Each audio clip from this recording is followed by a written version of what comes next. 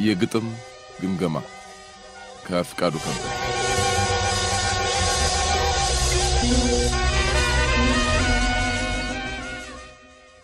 እኔና ጓደኛዬ ታሪኩ ከተማችን ውስጥ አሉ ከሚባሉ ወጣት ገጣሚያን መሃል እንመደባለን። አንድ የግጥም ምሽት በሚቀርብበት አዳራሽ ውስጥ ያቀረብነውን ግጥም በተመልካች ተወዶልን ተጨብጭቦልን ቀሪውን ዝግጅቶች ተከታትለን ከአዳራሹ እየወጣን ነበር። ወደ ሰፈራችን ጦር ኃይሎች የምንሄደው በእግር ስለሆነ ትንሽ ሐሳብ ቢጤ ቢይዘኝም ገንዘብ እንዴት አግኝተን የግጥም መድብሎቻችንን ማሳተም እንዳለብን ሐሳብ እየተለዋወጥን ስለምንጓዝ ከፒያሳ ጦር ኃይሎች ሩቅ አይደለም። በዛ ላይ ደግሞ በእግር መሄድ ለጤና ጥሩ ነው። የትራንስፖርት ገንዘብ የሌላቸው ሰዎች በዚህ አባባል መጽናናት አለባቸው። ድንገት አንዲት ጀማሪ ገጣሚ ወደኛ መጣችና መስፍን አንተንና ታሪኩን ሰው ይፈልጋችኋል አለችን። የተለያዩ ጀማሪ ገጣሚያን ግጥማችንን አንብቡና አስተያየት ስጡን አይነት ጥያቄ መስሎን ወደ ተፈለግንበት ቦታ ስንደርስ እግዚአብሔር ለረጅም ሰዓት ተጠቦ ይሰራት ፀሐይና ጨረቃ ከኛ የበለጠች ቆንጆ ከየት መጣች ብለው የሚቀኑባት ቆንጆ በቃ ቆንጆ የሚለው ቃል የሚያንሳት ሴት ጋር አይን ላይ ተገጣጠመን። ወይኔ አቤት ፈገግታ! አብሯት ደግሞ አንድ ግርማ ሞገሱ የሚያስፈራ ሰው አለ። እጇን ዘረጋች፣ ተዋወቅን። አብሯት ያለው ሰው ሰውነት ባላለው የሚሚዬ የኤልሳቤት አባት ነኝ ብሎ ተዋወቀን። ከዛ በጣም አፕሪሼት ስለማደርጋችሁ ነው ብዙ ጊዜ ግጥማችሁን አዳምጣለሁ። ይሁን የቃላት አጠቃቀማችሁ የምታነሱት ሐሳብ የግጥማችሁ ማማር እንፋውን በቃ ማለት በጣም ያስደስታል። ተቅለስልሰን እናመሰግናለን ምናምን አለን። ወዴት ናችሁ? ወደ ጦር ኃይሎች ነን። ኦኬ እኛ እንኳን ወደዛ አይደለንም፣ ቢሆንም ግን ትንሽ መንገድ ልንሸኛችሁ እንችላለን። አትሊስት እስከ ሜክሲኮ። ተያይዘን ወረድን። የገባንበት መኪና ፕራዶ ትባላለች። እጅግ ምርጥና ዘመናዊ ናት። አቶ ሰውነትና ኤልሳ ያወሩን እኛ የመኪናዋን የውስጥ ውበት እያደነቅን ነበር። መኪናዋ ከፍተኛ ምቹ ስላላት እንደው የሆነ ማለት ምን ሄደው ጦር ኃይሎች ነው፣ ግን በደብረ ብርሃን ወይም ደግሞ ባምቦ በኩል አቆራርጠን እንደሆነ ሜክሲኮ አደባባይ ብንደርስ ብዬ ተመኘሁ። ውይ እንዲያም ሆኖ ግን የመኪናዋን ወለል አድነቀን ሳንጨርስ በፀሐይ ፍጥነት ሜክሲኮ ደርሰናል። እንግዲህ አደራ እንዳትቀሩ። እንዳልኳችሁ ሁለት በዓል ነው። አንደኛው የሚሚዬ ባይዝቦይ ሚሚዬ ቤት ስሟ ነው፣ የ18ኛ ዓመቷ የልደት በዓልና በዛውም የግጥም መጽሐፏ ወደ ማተሚያ ቤት ከመግባቱ በፊት ማለት እንደናንተ ያለ ባለሙያ ግምገማ የሚሰጡበት ነው። በዚህ ፕሮግራም ላይ ጋዜጠኞች፣ ጎበዝ ተዋናዮች፣ ሙዚቀኞችና የስፖርት ሰዎች ይገኛሉ። እናም ቦሌ ሳይኬክ ቤት ጋር እንደደረሳችሁ በዚህ ስልክ ደውሉንኩ። ቢዝነስ ካርድ ተሰጠን። ፕራዶዋ ሜክሲኮን ዞራ ወደ ቦሌ ስትፈተለከኛም ወጋችንን እየጠረቀን በግር ወደ ጦር ኃይሎች ወረድን። እግዚአብሔር ለበጎ ይሆናል ከነዚህ ሰዎች ጋር ያገጣጠመን አለን። በመሃልም ስለ ኤልሳ ቁመት፣ አይን፣ ጥርስ ቀኔ ተቀኘን። ቅዳሜ የልደቷና የመጽሐፏ መገምገሚያ ቀን በዝግጅቱ ላይ ግጥም እንድናቀርብ ስለተጋበዝን እኔ አንድ አሪፍ ግጥም ጭንቅላቴ ውስጥ ጨረስኩ። ግብዣው ቅዳሜ ከሰዓት ነው። ካሉን ሁለት ምርጥ ስራዎችና ሸሚዞች መካከል ምርጡን በቃ ማለት ጫማ እንኳን ያው አንድ ለናቱ ነው፣ ችግር የለውም፣ እዚያኛውን ግን መረጠን። ቦሌ በተሰጠን አዳራሽ መሰረት ቦሌ አካባቢ ደርሰን ደወልን። ሳይኬክ ቤት አካባቢ ጠብቁ፣ ሰው ይመጣላችኋል ተባለን። በደቂቃዎቹ ውስጥ አንዲት ሃችባክ መኪና አጠገባችን ቆመች። መስፍንና ታሪኩ አለን ከውስጥ ያለው ሾፌር። አዎን ግቡ። ገባን። ወደ ውስጥ ትንሽ አስፓልቱን እንደገባን ለኛ የሆነ ምንድን መሰላችሁ የኖርዌይ ኤምባሲን ምናምን ነገር ነው መሰለን። የነሱ መኖሪያ ቤት ውስጥ ነው። ገባን። እኔና ታሪኩ ተመካከርን። አንተ ሰው የፖለቲካ ጥገኝነትን ጠይቅ ተባብረን ባክህ እንግዲህ ቲያትረኞች፣ ሙዚቀኞች፣ ስፖርተኞችና ጥሪ የተደረገላቸው ደራሲያን፣ ሰዓሊያን እኛ የምናቃቸው እነሱ የማያውቁ ሰዎች በከፍተኛ ደረጃ ባመረ ሶፋና ለባሳት ተውበው በተንጣለለው ግቢ ውስጥና ሰገነቱ ላይ ይንፋለላሉ። የኤልሳቤት መኪኖች እነ ፕራዶ እነ ምናምን እነ ሃችባከርን ያላቃቸውም ስማቸው ከእንግዶቹ መኪኖች ነጠል ብለው ቆመዋል። አንድ ሼፍ የወጥ ቤት ሰራተኛ በስራ እንደተጣደፈ ወደኛ ቀረበና ስጋውንና ከመጋዘን መጠጥ ልታመጡ የመጣችሁት እናንተ ናችሁ ተከተሉኝ ብሎ ዞር ብሎ እንኳን ሳይን እየተጣደፈ ሄደ። ደግሞ ያነጋገሩ ጥድፈት ልብስና ጫማችንን አይተን ተያየን፣ ተሳቀቀን፣ ተሳሳቀን። ደስ የሚለው ግን ኤልሲን ስናገኝ የሰው አይን ሁሉ ወደኛ ሆነ። ኤልሲ ሙሽራ ትመስላለች አቦ፣ እኛ ደግሞ ትናንት በርቶ ያደረ ሻማ። እነዚህ ማለት በጣም ጎበዝ ገጣሚዎች ናቸው ብላ ከብዙ ሰዎች ጋር አስተዋወቀችን። ለጥቂት ጊዜ ጉብኝት አደረግን። አንድ ሰፊ ክፍል ውስጥ ገባን። አይውላችሁ ይሄ የጥናት ክፍል ነው። 2-3 ላፕቶፖች፣ ኮምፒውተሮች፣ ረጃጅም ጠረጴዛዎች ላይ መብራቶች ምናምን በቃ ማለት ዙሪያውን በመጽሐፍቶች የተጠገጠጉ መደርደሪያዎች። በአጠቃላይ የጥናት ክፍሏ ያንድ የደሃ ትምህርት ቤት ላይብረሪ ይመስላል። ቀጠለች። ይሄ ደግሞ ስማ ቤድሩም እንዲች ነችና አይኑሩ። አልጋው እኛ ሰፈር ኳስ የምንጫወትበትን አነስተኛ ሜዳ ያክላል። ብቻውን እኮ ያስፈራል። እስኪያቅለሸልሸን ምርጥ ክፍሎች ጎበኘንና ሰገነቱ ላይ ወተን ማርቸዲሱን ጨምሮ እነ ኮብራዎቹን ወደ 5 መኪና ምናምን ይነሱ መሆኑን ቆጠረችልን። ሰገነቱ ላይ ሆኜ ቤቴን አሰብኩና የጉንዳን ቤት መስላት አየችኝ። ቤቴን በሐሳብ አየኋት። ከበሩ ገባሁ፣ ፍራሽ ላይ ወደቅኩ፣ በመከራ በሩን ዘጋሁ። አከተመ። ይሄው ነው ቤቴ። መጽሐፎች ሳጥን ውስጥ አሉ። ይሄ ሳጥን እንግዳ ከመጣ ይቀመጥበታል። አያድርስና ከሞትኩ ትንሽ እንጨት ተጨምሮበት ተቀበረበታለሁ። እንግዲህ የኑሯችንን ርቀቱን ገምቱት። የኤልሲን ዲሲፕሊን ሰው አከባሪነቷን ያደነቀን ነፍስ ያለው ግጥም እንደምታስነብበን ተስፋ አደረግን። ቀድሞ የተጀመረው ምሳ ነው። የተዘጋጀውን ብፌ ለመዞር የሆነ እንደ 10 ሺህ ሩጫ አድካሚ ነው። ሯጮች ስንት እንደፈጀባቸው ባላውቅም እኛ ግን ብፌውን ስንዞር ደክሞናል። ምግባችንን እየበላን የተጋነነ ድግስ ነው። አሁን በዚህ ሰዓት ስንት ወገኖቻችን የሚበሉት አጥተዋል። ምን አይነት ነው አለ ታሪኩ። አስመሳይ ዝም በል አንተ ሰውዬ፣ አትበድሽ፣ ረጋ በል። ይሄው ከተራቡት ወገኖች ተወከለ መጥተህ እንዴ ብላ፣ አትለፍልፍብኝ። ምግቡ ይጣፍጣል። ባለሙያዎቹ አንዳንዶቹ በቲቪ እናውቃቸዋለን።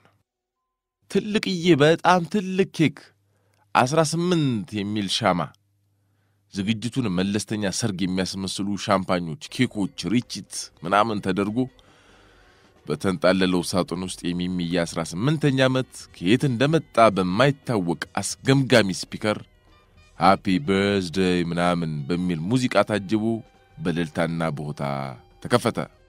አድዋ ሲከበር እንዲህ ለመከበሩ ተጠራጠራሉ። መድፍ ብቻ ነው ያልተተኮሰላት። አባትየው ወደ ማይኩ ተጠግቶ ጥሪያችንን አክብራችሁ ስለተገኛችሁ በኔና በልጄ በሚሚ ስም ከፍ ያለ ምስጋናዬን አቀርባለሁ። ሚሚዬ ዛሬ ትልቅ ልጅ ሆና 18ኛ ዓመቷን ይዛለች። እባካችሁ የጠጣችሁ አስተናጋጆች ደግሞ ከውስኪው ከቢራው እንግዶቻችን ከሚፈልጉት ሁሉ በሰው መሃል የገባችሁ አስተናግዱልኝ እባካችሁ። እና ሚሚዬ በትምህርቷ ጎበዝ ናት። አሁን አዲስ አበባ ዩኒቨርሲቲ የመጀመሪያ ዓመት የፋርማሲ ተማሪ ናት። ከልጅነቷ ጀምሮ የተለከፈችበት ግጥም የመጽሐፍ አባዚዋ እስካሁን አልለቀቃትም። ነፍሷን ይማርና እናቷም ገጣሚ ነበረች። ይሄው የእግዚአብሔር ፈቃድ ሆኖ በቅርቡ ለረጅም ጊዜ አምጣ የወለደቻቸውን የውስጥ ምጦቿን ግጥሞቿን በመጽሐፍና በሲዲ በቅርቡ ይደርሳችኋል። እንግዲህ እየተዝናናን ፕሮግራማችንን እናካሄዳለን። ያው ሚሚዬ በመሃል ከምታወጣው ግጥሞቿ አንዳንዱን ማለትም ለእናንተ የተመረጡትን ታስቆመኩማችኋለች። በመሃል ሚሚዬን አክብረው የመጡ አርቲስቶችና ሰዓሊያን፣ ገጣሚያን እንዲሁም ዘመዶችና ጓደኞች ግጥማቸውን ያቀርባሉ። መልካም ልደት፣ መልካም ዕድል። ሚሚዬ አመሰግናለሁ። እሺ ደግይልኝ። ሞቅ ያለ ጭብጨባ ጫጫጫ በለው። ኦኬ አመሰግናለሁ። ዳድ ያው ሁሉ ነገር ብሎታል። ከፍተኛ የጥበብ ፍቅር ስላለኝ ከልጅነቴ ጀምሮ ጽፋለሁ። አሁን ደግሞ ያው ልደቴን በማስመልከትና የመጽሐፌን መታተም በማስመልከት አንዳንድ ነገር እንባባላለን። ማለት አሁን ለእናንተ ለእንግዶቼ በተከታታይ ስንት ግጥሞችን 3 ግጥሞችን አቅርቤ ወደ ተለያዩ እንግዶችና አርቲስቶች ደራሲያንና ገጣሚያን ስራዎቻቸውን እንዲያቀርቡ ጋብዛለሁ። መልካም ቆይታ። Thank you። ወደ መጀመሪያው ግጥም ላንጋኖ ይሄድለታ። ላንጋኖ የሄድንለት ከክላስሜቶቼ የአገሬን ተፈጥሮን ተመልክቼ ከውብ ሐይቅ ዳር ቀረሁኝ ተኝቼ። አሸዋው ይገርማል ውሃውም ይገርማል ወደ ውስጥ ብንገባ ሐይቁ ይገማል። ራሴን ብጠይቅ በጣም ብመራመር አሳ ሞቶ ይሆናል ከሐይቁ ጥልቅ ስር። በጣም አዘንኩና ከውሃው ወጣሁኝ። ውይ ምን አይነት አሳ ነው ቀባሪ የማያገኝ ዱርዬ ቢሆን ነው ቤተሰብ የሌለው። በቃ ይሄ ነው። ከፍተኛ ጭብጨባ ቤቱን አናገው። ፉጨቱ ለጉድ ነው። ኦልትራፎርድ ያለው ምናምንም መሰለኝ። እኔና ታሪኩ ታይተን ደረገጥን። እንዴ ቢራ ውስኪው ሻምፓኙ ጎርደኑ እንደ ጉድ ይጠጣል። እኔና ታሪኩም ያው የውሸታሙን ያጎብዳጁን አንገት ያነቀን ይመስል የቢራውን ጠርሙስ አንገቱን አንቀናል። Thank you። ሚሚዬ በደስታ ተፍለቀለቀች። ከረጅም ጭብጨባ በኋላ የሁለተኛው ግጥሜ ርዕስ ደግሞ ደሃ ለምን ደሃ ሆነ ይላል። ደሃ ለምን ደሃ ሆነ ብለን ብንጠይቅ ስለማይሰራ ነው ስለሚንደላ ቀቅ።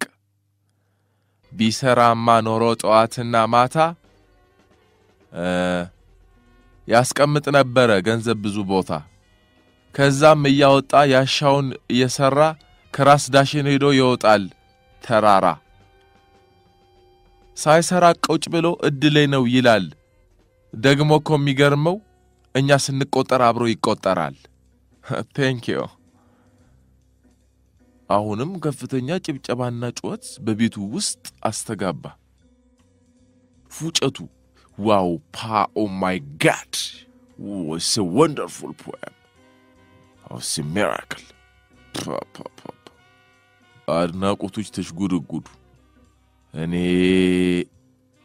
ቢራው ይሁን ጭብጨባ ይሁን ግጥሙ ይሁን ብቻ ናላይን አዙሮታል።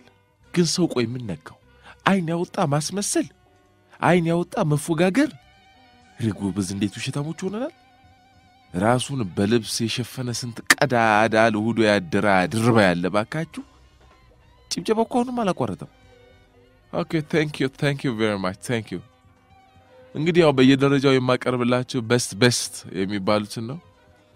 ባለፈው ከጓደኞቼ ጋር ቦሌ አካባቢ አንድ ቦታ ስንዝናና ላፕቶፖቼ መኪና ውስጥ ጠፉና በቃ እዛ ላይ የነበሩ በርካታ ነገሮች ቢጠፉም ሌሎች በርካቶች ስላሉኝ አሳሳቢ አይደለም። Okay, thank you። ወደ መጨረሻውና ሶስተኛው ግጥሜ ልለፍ። ጨው ለራስ ስትል ጣፍጥ። ጨው የሚጠቅመው ለወጥ ብቻ ነው ያለው ማን ነው? ወጥስ ማብዛት ምንድነው? የተመጣጠነ ምግብ ሲበላ ሰውነት አይሆንም ሰላላ። ጨው ነው ለምግብ ከለላ። ሃምበርገር ሲበላ ጨው ነው ለሱም ከለላ። ፒዛ ሲበላ ጨው ነው ከለላ። ታዲያ ጨው ምን አጠፋና ነው ድንጋይ ተብለው የሚጣለው? በፋብሪካ ውስጥ ተፈጭቶ የገበታ ጨው ሆኖ ቢቀርብ ምን ነው? Thank you። አሁንም የማያቋርጥ ጭብጨባ ጎረፈላት። አንድ በጣም ትልቅ ሰው ካጠገቢ እንዲህ ሲል ተማውት። My god ምን አይነት ዳይናሚክ የሆነ ጭንቅላት ነው ያላት በእናት። የሆነ ተንጠራርቼ በፎክስ ጅንጅብል ላስመስለው ነገር እንዲያልኩና አሰብኩና ቁመቴ ስለማይደርስ ተውኩት። Thank you አለች ሚሚ። አሁን ደግሞ የማከብራቸው የጥበብ ሰዎችና እንግዶቼ በየተራ ግጥሞቻቸውን ያቀርባሉ። አንድ ሙሉ ሱፍ የለበሰና እጅግ ደስ ያለው ወደ መድረክ ቀረበ። ወገኖቼ ወንድሞቼ ግጥሞቼን ከማቅረብ በፊት ይችን ቆንጆና የጥበብ ዛሬ የሰፈረባትን ይችን የጥበብ ውቅያኖስ ውስጥ የተነከረችን ሴት ሳላደንቃትና ሳላመሰግናት ላልፋት አልፈልግም። አይታችኋል ያስተሳሰብ ምጥቀቷን? አይታችኋል የይቷን ጥልቀት? አይታችኋል የቃላቷን ጠጣርነት? እኔ በእውነት ቃላቶች አጥሮኛል። አንዳንድ ጊዜ የማይተኩ የጥበብ ሰዎች በሞት ሲለዩን አዝን ነበር። ሆኖም እንደ ኤልሳቤት እንደነ ሚሚዬ ያሉትን ከስር እንደ አሽን የሚፈሉትን ሳይ እጽናናለሁ። ለወደፊት በጣም ሰፊ አክብሮትና ፍቅር እንደምታገኝ ተስፋዬ ነው። እግዚአብሔር አሁን ባለሽ ዕውቀት ላይ ይጨምርልሽ እያልኩ ወደ ግጥም እሄዳለሁ። አነበበ የሆነ ነገር። ፈሪው ውሻ የሚያሰማውን አይነት ጭብጨባና ጉርምርምታ ተሰጠውና አመስግኖ ወረደ። እኔና ታሪኩ የግጥሙ አሪፍነት ቢያስደንቀንም ቢያስደስተንም የደሰኮረው የውሸት ዲስኩር ቆሽታችንን ስላቃጠለው ሰውየውን ጠላ ነው። የተለያዩ ሰዎች ስፖርተኞች ሳይቀሩ የተለያዩ ግጥሞችን ኤልሲም በመሃል ያው 3 እንጨታዊ የሆኑ ግጥሞቿን እያቀረበች ተራው የኔና የታሪኩ ሆነ። ለታሪኩ ቅድሚያውን ሰጠሁት። ባለፈው የተባባልነውን የኤልሳን ውበት ለማቅረብ አስቤ ነበር፣ ግን እኔ ታሪኩን አላውቅም። አሁን ግን እኔ ሐሳቤ ተቀይሯል። ማይኩን ያዘና ከኪሱ የሆነ ብጣሽ ወረቀት አውጥቶ ቀጠለ። ሞቅ ብሎታል። ስላልወለድክ ነው አትበሉኝ ሕፃናት፣ አይቀርም መውለዴ ፈጣሪ ያለለት። እንዲህ ያል ብላችሁ አትጡቢ ሸንጎ፣ ማንክፉ ይናገራል እንዲሁ ፈልጉ። ይችን አስጠሊ ቃል ዛሬ ልጠቀማት፣ ከልጅ አትጫወት ይወጋል በእንጨት ያውም ይበልጥ ከኤልሳቤጥ። አዳራሹ ጸጥ አለ። የአሜሪካንን ኤምባሲ ጋንግስተር የሚያካክሉ ሰዎች ታሪኩ አጠገብ ሲቆሙ እሱ የኛም ቤት እነሱ ደግሞ በድሉ ህንጻ ጋር የተሰራውን የዋሽ ባንክን ህንጻ መስሎ ታዩኝ። በምን ፍጥነት ከዛ አካባቢው ይዘውት እንደወጡ አላውቅም። ሳስበው የሆነ ሚስጥር ኪሳቸው ውስጥም የከተቱት መሰለኝ። ምቀኛ ነው ይሄ ደሃ ኩሊ። አረ እንዴት አባቱ ደፍሮ ገባ ሌባ። የተመረጡ የስድብ ቃላት ጓደኛዬ ላይ ጎረፉ። ተከትዬ ልወጣ ስል ስሜ ተጠራ።